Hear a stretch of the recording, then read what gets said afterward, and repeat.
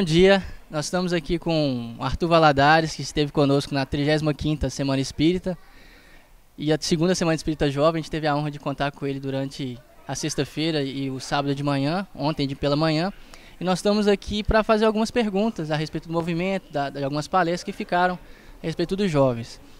A primeira delas, Arthur, é saber qual que é a sua impressão que você teve sobre o movimento espírita local, a cidade, a primeira vez que você esteve aqui. O que você pode falar sobre isso? Bom, primeiro eu vou falar sobre a cidade, né? Eu fiquei encantado com a cidade, com a beleza natural, o Rio Doce, né? Ibituruna ali coroando, digamos, o horizonte. Isso como que já nos inspira a meditar um pouco mais sobre Deus, né? Olhar a grandiosidade da vida e da criação divina é já em si um convite que o Criador nos traz para a gente pensar o que realmente é a vida e será que eu estou realmente vivendo o grande sentido da vida. Então vocês têm aqui esse, vou dizer privilégio entre aspas, mas é porque fica esse convite. E com relação ao movimento espírita também, né? Essa característica bem mineira do acolhimento, do carinho, a gente é recebido como que numa família mesmo. Então a impressão foi das melhores, de ver numa semana como essa quantos corações se conjugam para que o trabalho saia, quantas pessoas se envolvem, se esforçam.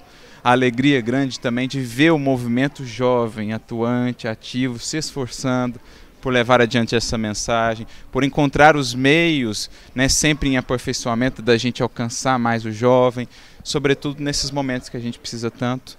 É um momento difícil que a gente vive, em que muitos perdem o sentido, o sabor pela vida. O Espiritismo tem muito a falar a esses corações e a gente precisa nos desincumbir dessa tarefa que recebemos com esse conhecimento espírita. Então, parabéns para o movimento da cidade. Obrigado. Nós agradecemos. E falando em jovem, né, falando em juventude, né, qual que você imagina na geração atual que passa por vários conflitos, várias dificuldades, muitas responsabilidades, né, nesse momento de transição? Qual que é a sua impressão sobre o papel do jovem hoje, nessa geração que está vindo? Kardec vai falar muito sobre isso no livro A Gênese, quando fala dessa nova geração, e Leon Denis também vai falar muito disso, sobretudo em escritos mais recentes que foram trazidos a lume seu, como por exemplo no Novo Opúsculo, um olhar sobre o tempo presente. Ele vai se dedicar muito a falar sobre o papel da juventude, que é sempre um papel de ser um sopro renovador. A juventude é esse vigor, essa característica natural da vida, da renovação, da transformação, sem, é claro, prescindir dos valores fundamentais que são eternos, né?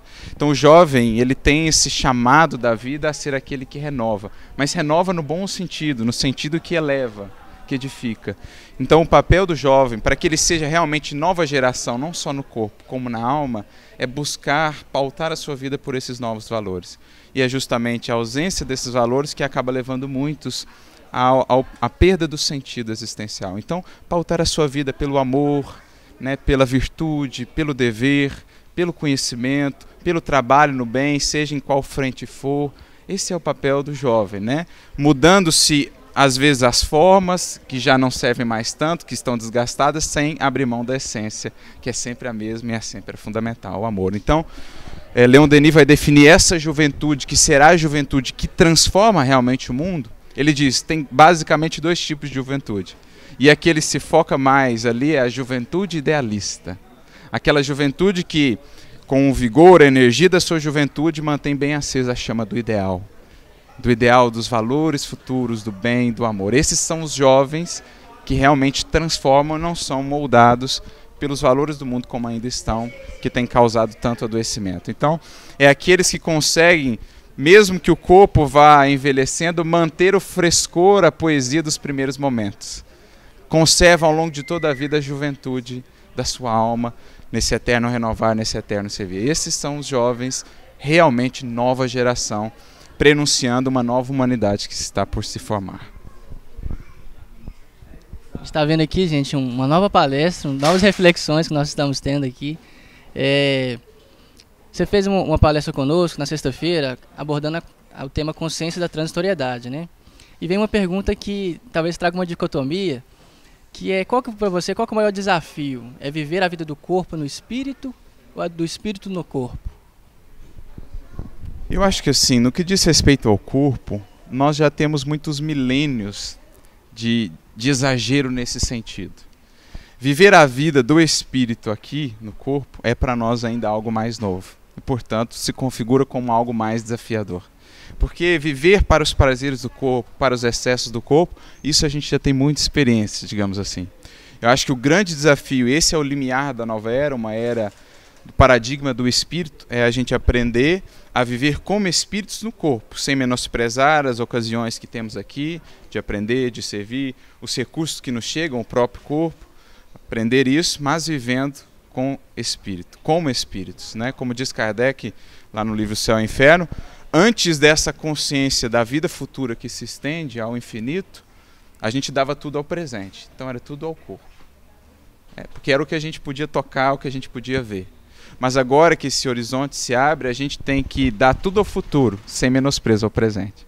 Então viver aqui no mundo com a consciência de que daqui não somos, aqui apenas estamos. Somos como pássaros em migração, num pouso momentâneo aqui, mas com destino ao infinito.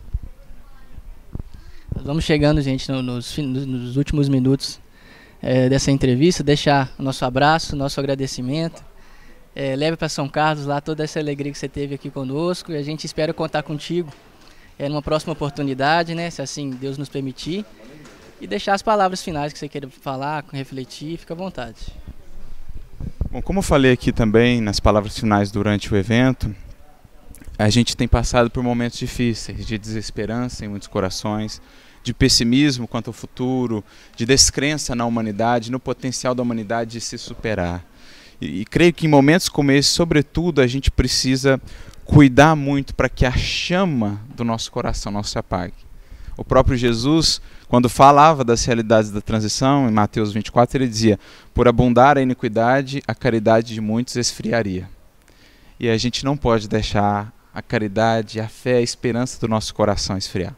Então, o que eu indico a todos, jovens no corpo, jovens na alma, mantenham acesa essa chama.